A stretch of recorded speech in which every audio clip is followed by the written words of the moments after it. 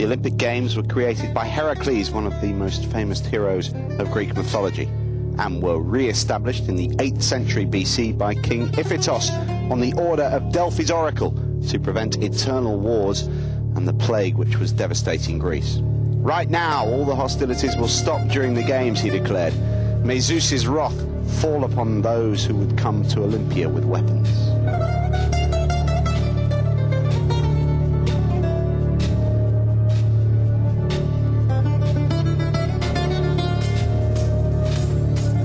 So when the Olympic truce was declared, soldiers had to stop fighting and put down their weapons during the period of the Games.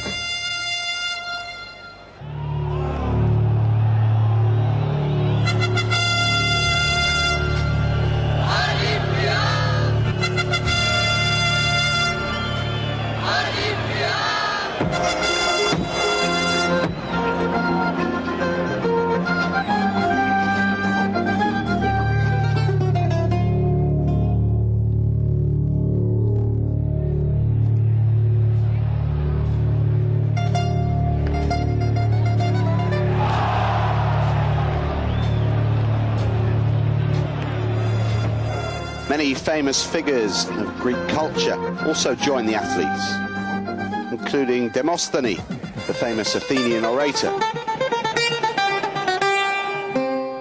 Pythagoras, the great philosopher and mathematician, and another famous philosopher, Anaxagoras Diogenes. Painters, musicians, poets, actors, all of them came to prove their talents. And Pindar, the great lyrical Greek poet bard of the Olympic movement, glorified it all in his writings.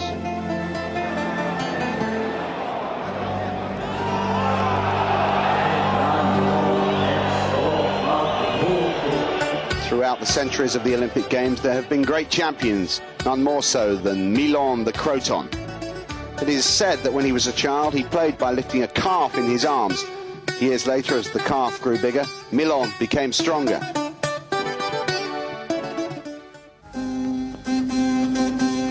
Milon was the winner of 6 consecutive Olympiads. He was one of the best athletes of the entire history of the Games. The Greeks compared him with Heracles. In 20 years, he was unbeaten. But he was not known just purely for his strength. He was one of Pythagoras' students, and he wrote several scientific books.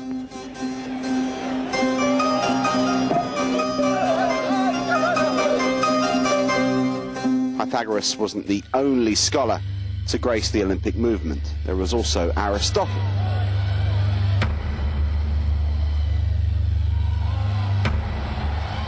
Plato. Achilles, the poet. Sophocles. Euripides. Socrates. Herodotus, the historian. Demosthenes, the orator. And the father of medicine, Hippocrates. In ancient Greece, the Games were such a serious event, such a solemn occasion, that women were not allowed to take part or even be amongst the spectators.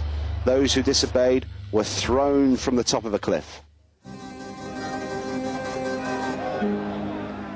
However, one day a woman called Therones taught her son Posiador the art of fighting and trained him for the Games.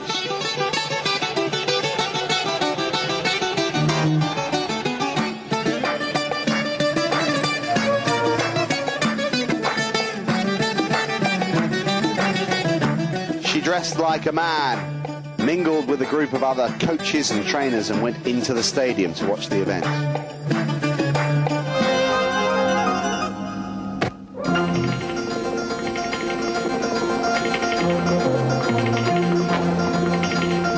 When her son won the competition, she was so thrilled. She rushed towards him, but her clothes fell off. According to the law, she had to be thrown down from the top of the cliff.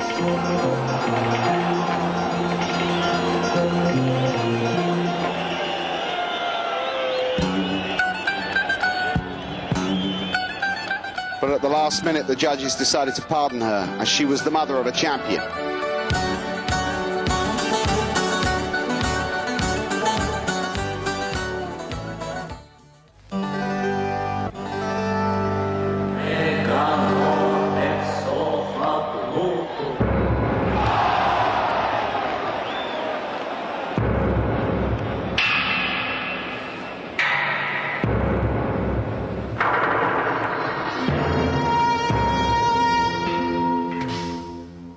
the ancient games, racing of any kind was given top billing. All the events had very strict rules. Any minor violation was punished immediately.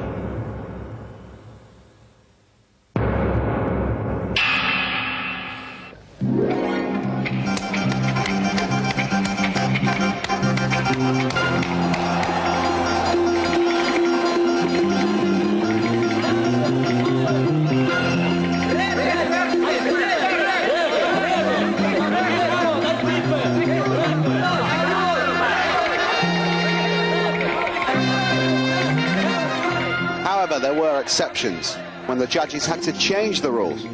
For example, during the 14th Olympiad, the clothes of the young Orsip fell down during a race.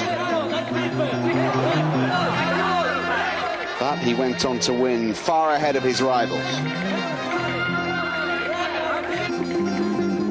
In view of this outstanding victory and the joy of his compatriots, the judges did not dare deprive him of his award.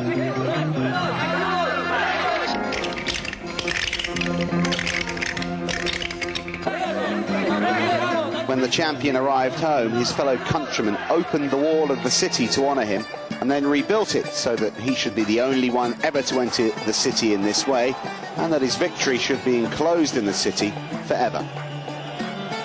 And that's exactly how it happened.